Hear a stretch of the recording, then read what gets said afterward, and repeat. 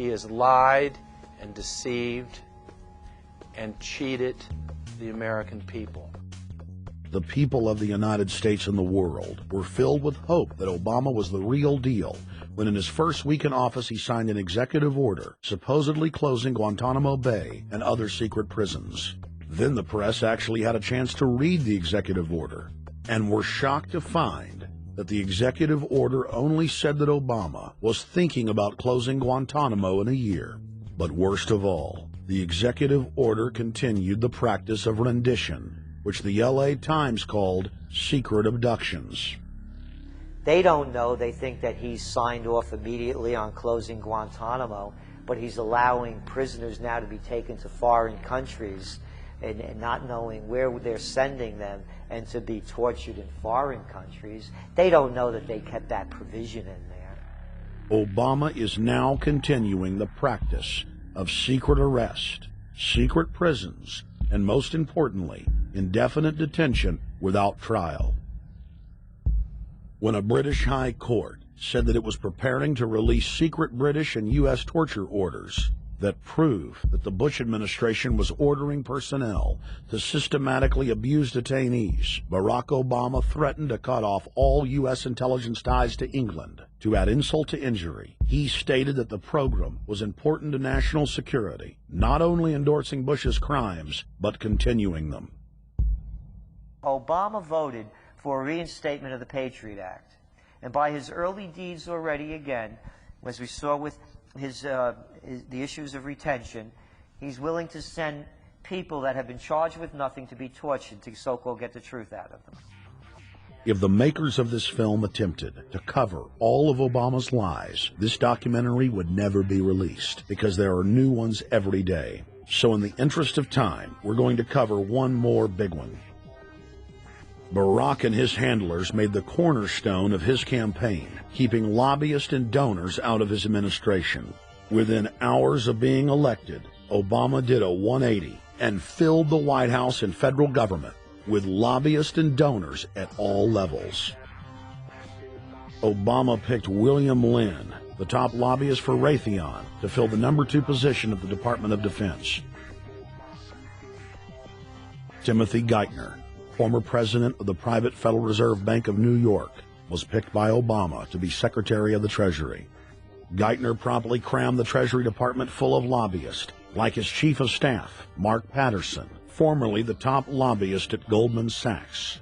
Obama appointed top lobbyist to the Saudi royal family, George Mitchell, as the lead Middle Eastern envoy.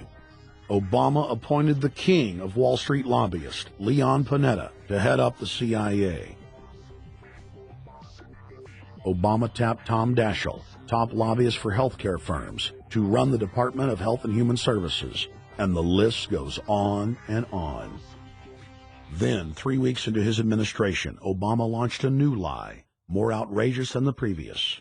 With Academy Award-level conviction, he said that he was upset about the banker bailout, which his own Chief of Staff, Rahm Emanuel, another former Wall Street executive, had engineered.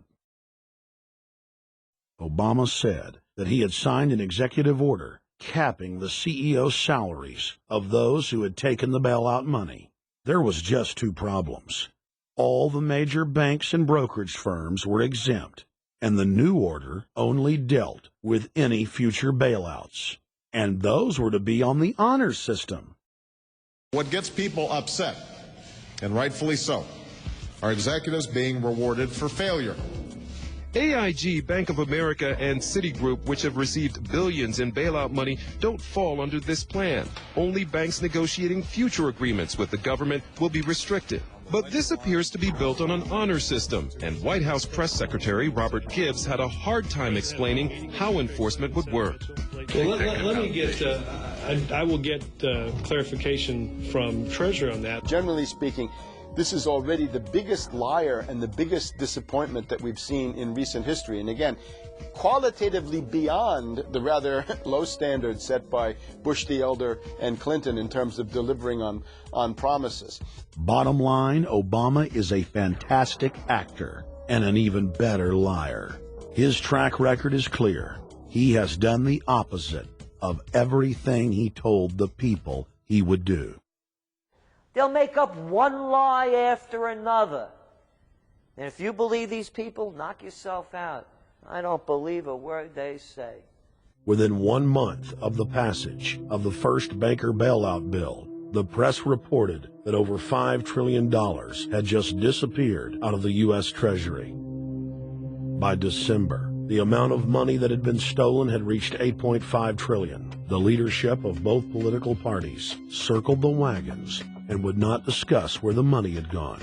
Get the Fed! Get the Fed! Get the Fed! Get the Fed! Informed Americans protested the private Federal Reserve System at all 38 of their regional governorship offices. Arrest Bernanke and Paulson! Arrest all the criminals that stole the banker bailout money! It was refreshing to see people standing up against the real power structure, not being distracted by the elite's frontmen like George W. Bush and Barack Obama. We traveled to Dallas, Texas to cover We the People taking on the real enemy.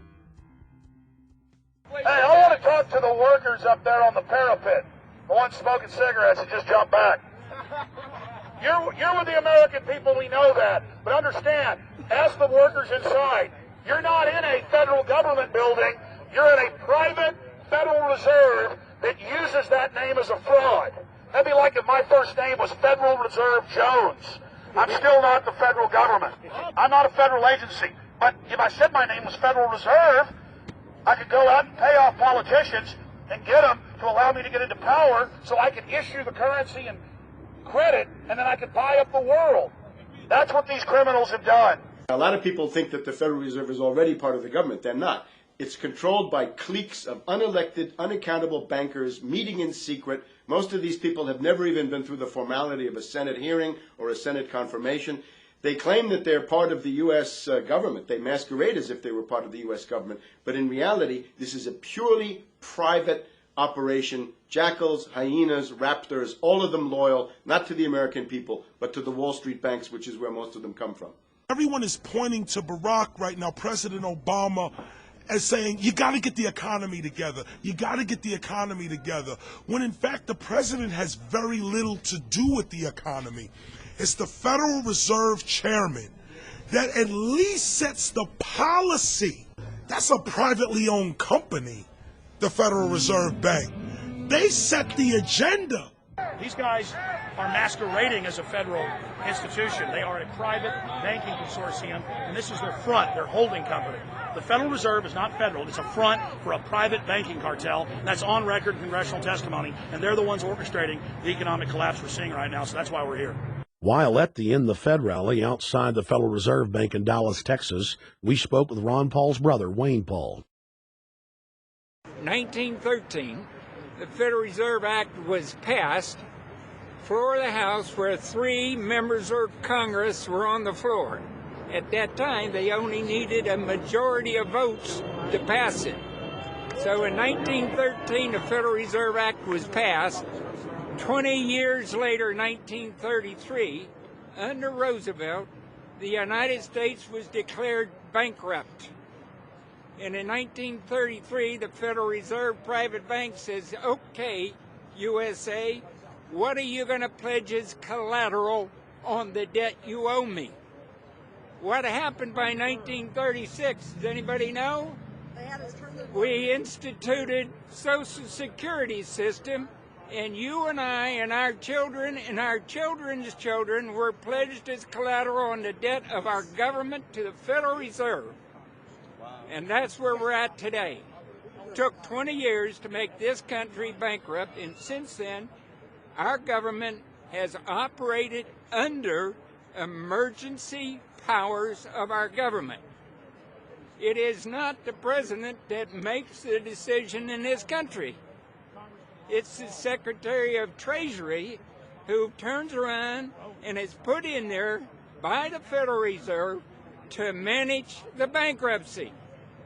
We've been in bankruptcy ever since.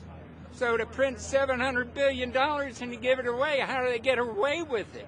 The manager of the bankruptcy is told by the Federal Reserve this is the way to go.